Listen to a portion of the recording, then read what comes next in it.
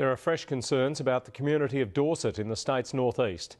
Gunns is selling the area's 2 softwood sawmills, but there are claims the company isn't leaving behind key assets to encourage a new operator to take over. The local mayor says it will be too expensive for someone to start from scratch and has voiced his frustrations at the company, which was once the area's lifeblood. The Ling Siding Mill at Scottsdale is one of 5 mills Gunns put on the market yesterday. It's part of a massive asset sale to raise money for Gunns' proposed Bell Bay pulp mill. But it's leaving third-generation pine processor Michael Brill out in the cold.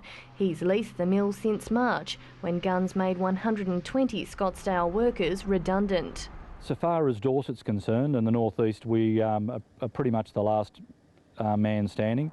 Mr Brill's offered to buy the site in the hope of continuing to employ 34 locals. They're not looking at trying to help anybody else up at this site. They see potential threat in another operator being able to harvest and process log. Mr Brill says Gunns is planning to strip the mill's key infrastructure, including its moulders and kilns. It's extremely concerning, and it's certainly going to do terrible damage to the northeast if this site is not left as is at the moment. Mr Jarvis says several local Gunns contractors are already hurting. My understanding is there's a few people around that have had bills outstanding for a fair period of time, and continuous phone calls and messages and so forth have gone unanswered. Gunns is in a dispute with Forestry Tasmania over the amount it owes. Gunns still owes us over $25 million. The company's in a trading halt pending an announcement on how it will be affected by the state's Forest Peace Agreement.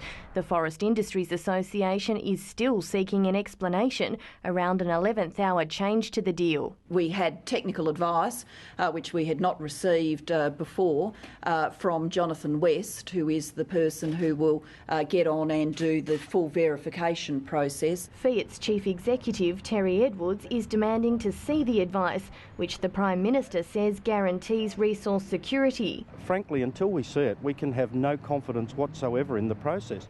The acting Premier, Brian Greene, says he's considering releasing the advice.